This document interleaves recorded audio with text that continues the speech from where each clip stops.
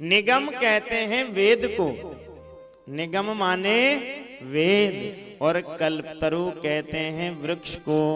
वेद रूपी जो वृक्ष है, अर्थात एक बड़ा ही दिव्य वृक्ष है वेद का, और उस वेद के वृक्ष का गलितम फलम अर्थात पका हुआ फल श्रीमद् भागवत महापुराण है। वेद रूपी वृक्ष का पका हुआ फल श्रीमद् भागवत महापुराण को बता दिया।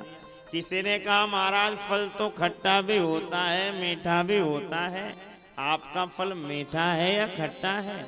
तो कहा बड़ा मीठा है। क्या प्रमाण है?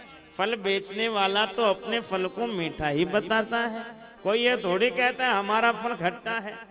एक बार खरबूजा बेचने वाला गली से जा रहा था, आवाज लगा रहा था खरबूजे शक्कर से मीठा, खरबूजा शक्कर से मीठा। व्यक्ति ने तो खरबूजा बिल्कुल फीका निकला। खरबूजा महाराज लेकर के वापस ठेले वाले के पास गया, भैया आप तो कह रहे थे खरबूजा शक्कर से मीठा, ये तो बिल्कुल फीका है। दुकान वाले ने कहा भैया हमने कहा था खरबूजा शक्कर से मीठा, तो खरबूजे में शक्कर डालोगे तो मीठा लगेगा, ऐसे थोड़ी मीठा लगेगा।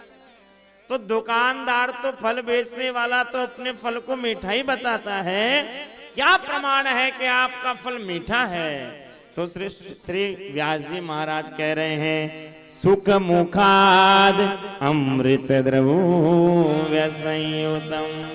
हमारा जो ये भागवत रूपी फल है, इसमें सुखदेव जी जैसे तोते की चोंच लगी हुई है, और ये प्रमाण है कि जिस फल में तोते की चोंच लग जाए वह फल बड़ा मीठा हो जाता है।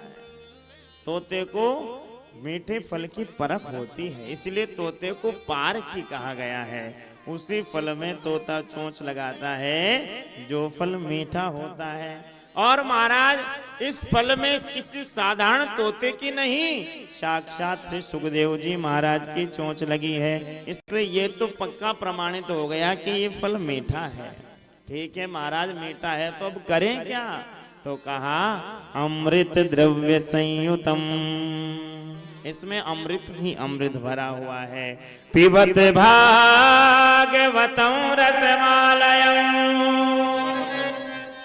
इस भागवत को पियो, इसका पान करो।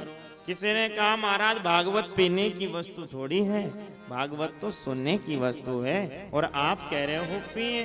पिए कैसे? एक कान से सुनकर दूसरे कान से निकल जाए उसे कहते हैं सुनना, और कान में प्रवेश करके सीधी हृदय में प्रवेश कर जाए उसे कहते हैं पीना।